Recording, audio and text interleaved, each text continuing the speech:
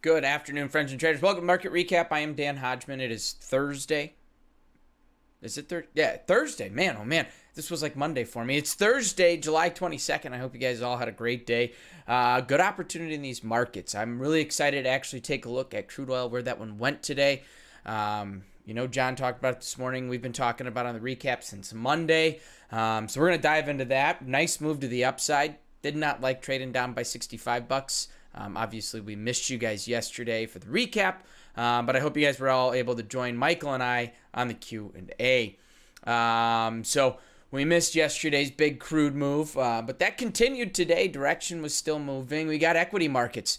S&Ps kind of looked to stay inside for the majority of the day. We traded pretty much throughout that overnight range, extended it a little bit, where NASDAQ, on the other hand, come lunchtime, that thing got on the move and continues its press higher. We're 500 points away from that big 15,000 mark.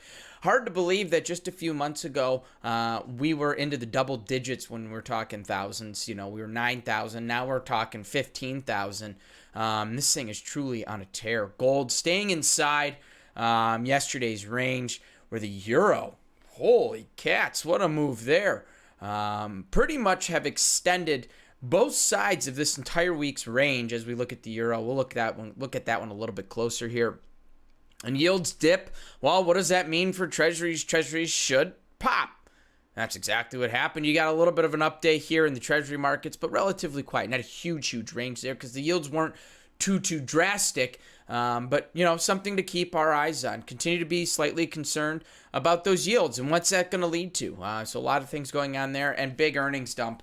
Earnings all over the place. Earnings just picking up for us. Something that all equity traders should be paying close attention to. Today was a large number of them. Things like Intel, Abbott Labs, AT&T, Capital One, Twitter. Twitter should be reporting here any moment. Same with Intel. The list goes on and on. Snap-on, Allegiant, Southwest Airlines. Southwest hits on revenue, missed on earnings per share. So tons and tons of earnings today. Should lean out a little bit come tomorrow. Tomorrow is Friday. Remember, what are Fridays for? Fridays are Capital Preservation Day. Do not come in thinking you're going to have the best day of your career. Come in tomorrow looking to put yourself in just a little bit better position come Sunday night / Monday morning. If you're up money this week, don't risk thy whole wad tomorrow. Keep that risk tight. If you're down money and you're trading tomorrow, don't look to recover the whole week. Just look to get a little bit better. So just a couple things to keep in mind as we get closer to the end of the week here. Excuse me. News-wise, not a whole lot going on around the world. We got Olympics starting to get going here. I saw some interesting stuff. It's kind of interesting and very cool. The athletes are sleeping on bed frames made out of cardboard. And no, it's not like we saw a couple years ago when the whole Olympic Village was a little bit questionable. These are super eco-friendly, and they're saying they're like insanely comfortable and they're awesome. So it's kind of interesting. I always have a blast seeing the videos that come out of these Olympic villages and everything that's going on. So wherever you're from, root for your country, and we'll see some good sports, good athleticism here over the next month or so. Awesome. All right, before we dive into these charts, just want to say hello to everyone. Vince, Scott, Bill, Tanya, Jacob, good afternoon to you guys. Norman, Brian, Drones over Texas, good afternoon. Ricardo, Jacob, not much opportunity in the ES for me today, Jacob. All right, well, let's take a look, see if there's some stuff we can see together and open up maybe some different opportunities. And Profiton, good to see you as well. All right, let's take a look at these charts, see what's happened here today. As always, we're going to start with our crude oil. Here's what I wanted to point out. Remember Monday afternoon, we saw this market break pretty strong Sunday night into Monday. And what did we look up above? We said we have an unchecked point of control up above right around 71.70, approximately 71.65. So we said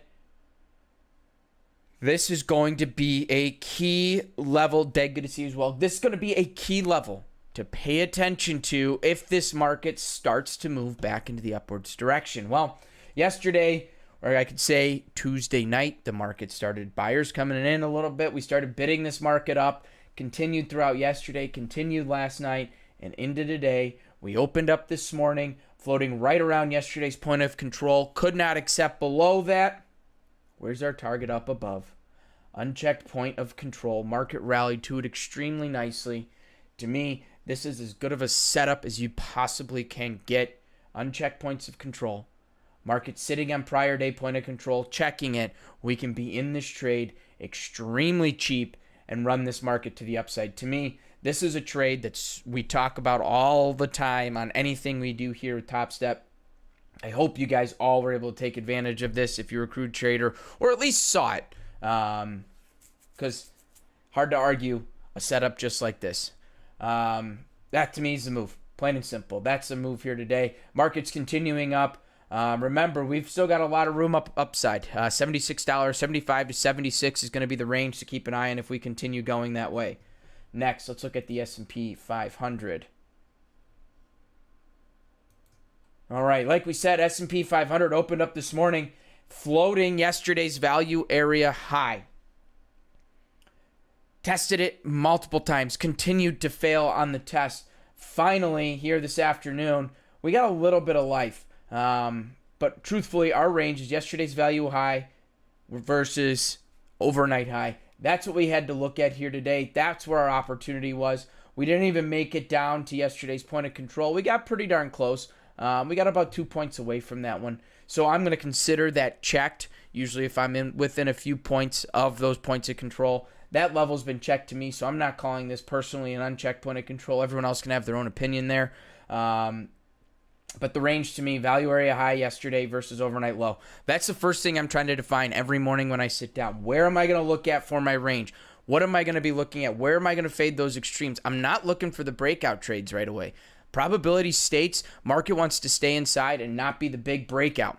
So look for that opportunity. Define that channel. If your market is trending, which is something you want to think about, you want to start to define that channel that you're going to look to fade those extremes. A lot of times traders talk about when they get into a trending market, they really struggle. If market's trending higher, they know they should buy it, but they can't figure out where to buy it. They tend to buy it on the high side of a channel. So you can look at ranges in multiple different facets, right? You can look at them moving side to side or trending higher versus trending lower. Trying to find that channel, look for the opportunities at the extremes of that channel, and if it's trending higher, you want to be buying on the low side of that channel to take advantage of that move. Next, let's look at the NASDAQ. Remember, the NASDAQ had the bigger moves here today. Tech really continues to be the leader in these big stock moves here lately. The tech continues to take off. One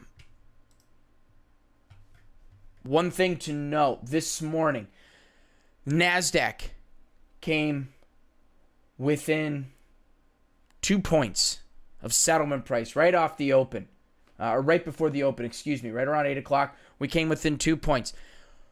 Settlement rejected this market, trended this market higher. What did we have this morning? We had jobless claims at 7:30. Not a huge reaction there. Tech stocks continue to show strength. Looks like Twitter's posting some of the best earnings it's done since 2000, or biggest growth since 2014.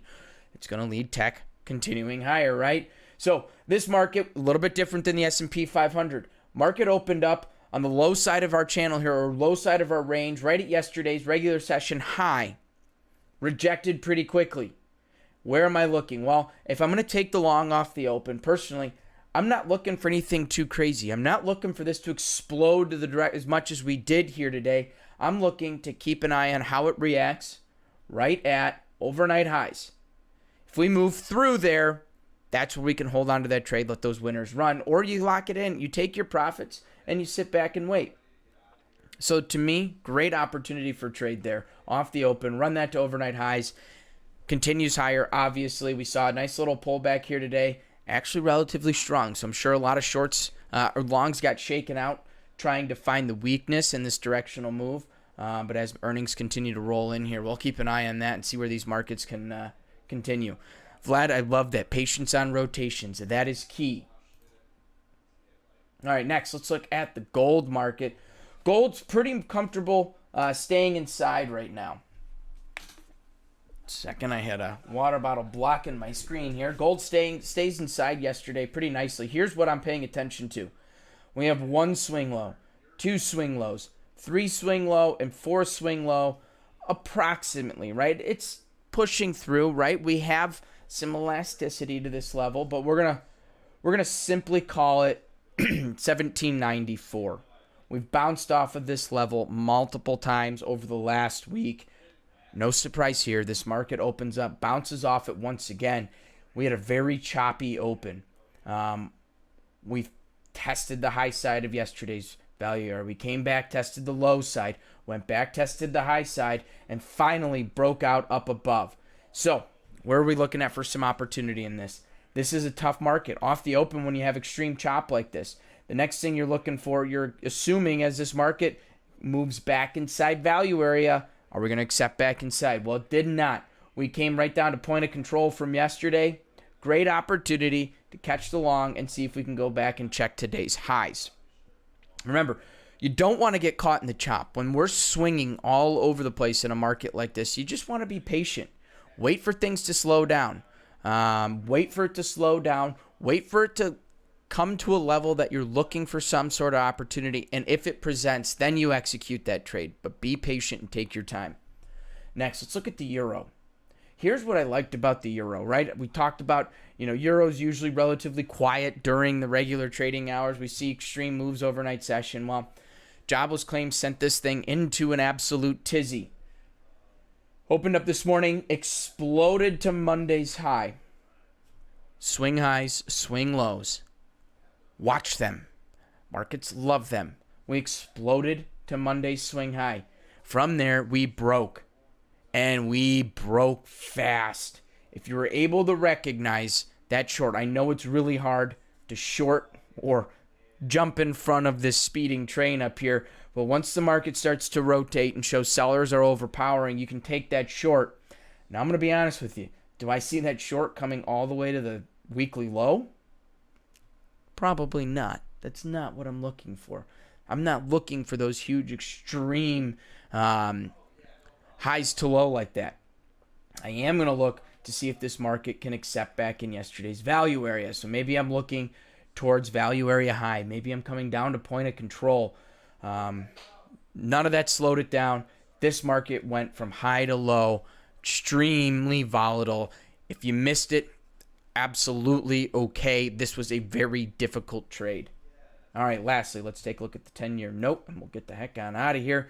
10-year note opened up this morning, floating right around settlement price. Settlement price on this was 134.03 half, 134.03 half, right where we opened up. And this market stayed right, working high to low around that settlement price. Then we saw those yields dip, sent this market a little bit higher. Nothing crazy. I'd be curious if many of you guys are are paying attention to the 10-year note or trading any of these treasuries. If you are, please let me know. I know this is not the easiest market to be trading. It's a slower paced market. So really, really have to be patient waiting for that opportunity. So those are our markets here today. Chris, good to see you. JB, good to see you. Greg, make it slow. How can I download TS Trader on Windows 10? Topstep.com/help. All the download links are right in there. Go check them out. Awesome. NASCAR all out. Good to see you. Absolutely drones over Texas. So, I apologize. We're sitting in my charts. Probably a better view than me, but awesome, Scott. Glad to know. Okay, you're in the Ultra Bond. I have been seeing actually a lot of traders in the Ultra Bond. If majority of people would prefer the Ultra Bond over the 10-year note, let me know. Maybe we can rotate it there. 10-year note is the largest volumed traded product in the entire world for futures. So that's why we tend to lean towards that one. But if more people are trading something else, absolutely please let us know. And Scott, I appreciate you saying something there. All right, like we said, no major news here today. One thing we want to touch on, as always, we love to check out what's going on with the good old Bitcoin. Earlier this week, we were below 29 or 30,000. We were trading that 29,000 mark. Well, we got a little bit of life in that one yesterday. We popped over 30,000. Right now, we're trading 32,300 on the nose. So maybe the bubble didn't totally burst. It's picking some air back up and reinflating. Okay, what else do we have? Well, our Airbnb stock, remember we got that at the beginning of the year, 148, well, trading $139.47. What else we got? Tesla, $649. Pretty unvolatile here the last week or so. Pretty quiet there, holding pretty steady. AMC, though, this one's been all over the board. Opens up this morning, runs up to about $42, give or take. And now we're trading down at $37.24. This is probably a really fun product to be day trading and having a little fun with that. And then lastly, the big one of the meme stocks, GameStop, $178. Kind of all over the board today, running up to 188, breaking down to 176. We're going to end the day 178 there. Lastly, our VIX, well, stocks are quiet and moving higher. VIX should drop, right? 17.6 right now on the VIX. I think it checked 18.5. We've broken down just a little bit there. Tomorrow, pretty quiet on the economic release calendar. You got PMI composite at 8:45 tomorrow morning. And you got earnings tomorrow. Tomorrow, keep an eye on those. You've got Honeywell, American Express, Kimberly-Clark, and Ventas, just to name a few. Relatively light day on the earnings, but we'll pick it back up next week. Next week, you're going to see Tesla. You're going to see Apple next week. Microsoft, Google, Alphabet, Facebook's next week, PayPal's next week, Pfizer, that'll be a big one, Boeing next week, Amazon's next week. So the big dogs are coming in next week. Could send things wild all over the place. So just pay attention to that one. And all right.